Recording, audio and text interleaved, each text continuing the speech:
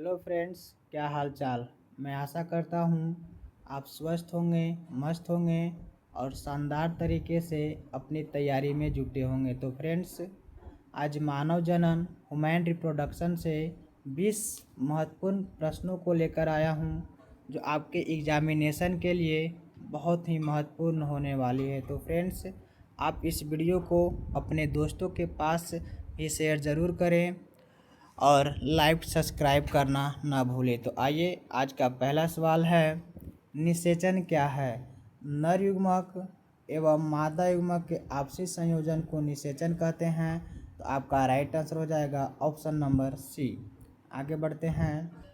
मानव में शुक्राणु निर्माण की प्रक्रिया को क्या कहते हैं। ऊजेनेसिस अंडाणु निर्माण की प्रक्रिया को कहते हैं।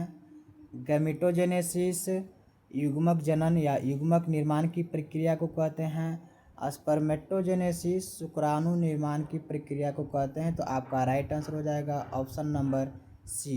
ओवोल्यूशन ये अंडाशय से अंडाणु निकलने की प्रक्रिया को कहते हैं। तो आपका राइट आंसर ऑप्शन सी हो जाएगा। मानव स्त्री में अंडाणु का निर्माण कहाँ होता है। तो फ्रेंड्स, मानव स्त्री में अंडाणु का निर्माण अंडाशय में होता है। आगे बढ़ते हैं। मानव में निषेचन का सामान्य स्थान है।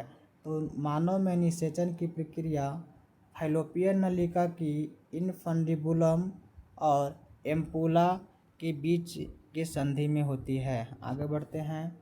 कार्पस ल्यूटियम कौन से हार्मोन का स्राव करता है। तो फ्रेंड्स, कार्पस ल्यूटियम प्रोजेस्टेरॉन नामक हार्मोन का स्राव करता है, जबकि टेस्टोस्टेरोन नर जनन हार्मोन है।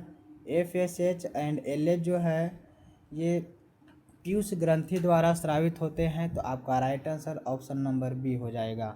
आगे बढ़ते हैं।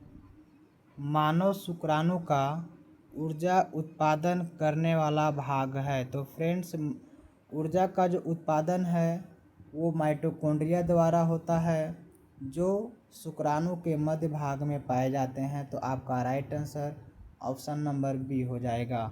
आगे बढ़ते हैं। आरोपण किससे संबंधित है। तो फ्रेंड्स, आरोपण की प्रक्रिया जो है वो भ्रूण का गर्भ में जुड़ना ही आरोपण कहलाता है। तो आपका right answer option number B हो जाएगा। आगे बढ़ते हैं। मानव मादा में अंडोत्सर्ग किस हार्मोन के प्रभाव से होता है। तो फ्रेंड्स, अंडोत्सर्ग जो है वो LH नामक हार्मोन यानी ल्यूटिनाइजिंग नामक हार्मोन के प्रभाव से होता है। ल्यूटिनाइजिंग हार्मोन जो है वो ग्राफियन फॉलिकल को तोड़कर कार्पस ल्यूटियम का निर्माण कर देता है और अंडाणु जो है मुक्त हो जाते हैं।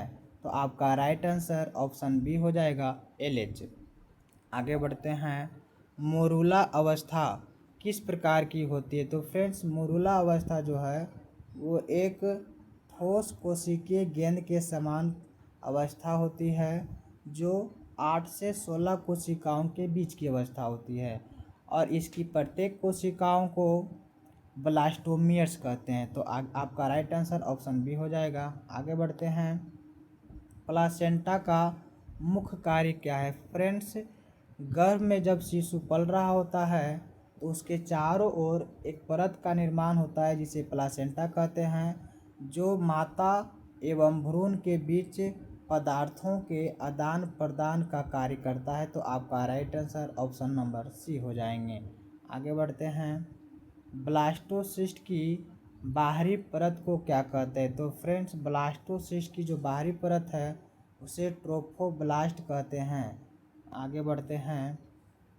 मानव में जुड़वा बच्चों का निर्माण हो सकता है। तो फ्रेंड्स, जुड़वा संतान होने का दो कारण हो सकता है कि एक ही अंडाणु और शुक्राणु निषेचन करे और बाद में युग्मनज जो है वो विभाजित होकर दो अलग अलग भागों का निर्माण कर दे और प्रत्येक भाग का परिवर्धन अलग अलग हो। तो उस प्रकार से भी जुड़वा संतान की उत्पत्ति हो सकती है और एक से अधिक अंडाणु जब निषेचन की प्रक्रिया में भाग ले तो भी जुड़वा संतान उत्पन्न हो सकते हैं। तो आपका राइट आंसर ऑप्शन ए हो जाएगा।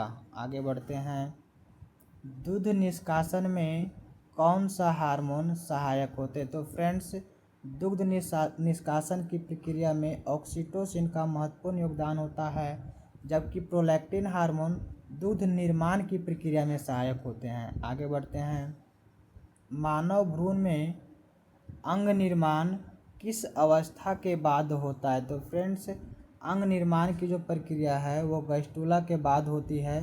तो आपका right answer option number D हो जाएंगे। आगे बढ़ते हैं, सर्टोली कोशिकाओं का मुख्य कार्य है? तो फ्रेंड्स, सर्टोली कोशिकाओं का कार्य होता है शुक्राणुओं को पोषण देना, जबकि टेस्टोस्टेरोन जो है ये लीडिंग कोशिकाओं द्वारा बनती है, और अंडाणु तो ये तो मादा द्वारा होती है, तो ये गलत हो जाएगा। तो आपका right answer option number B हो जाएगा। आगे बढ़ते हैं, मानव में मासिक धर्म चक्र की सामान्य अवधि होती है? तो मासिक धर्म चक्र ये 35 दिनों की अवधि होती है। तो आपका right answer option number D हो जाएगा। आगे बढ़ते हैं,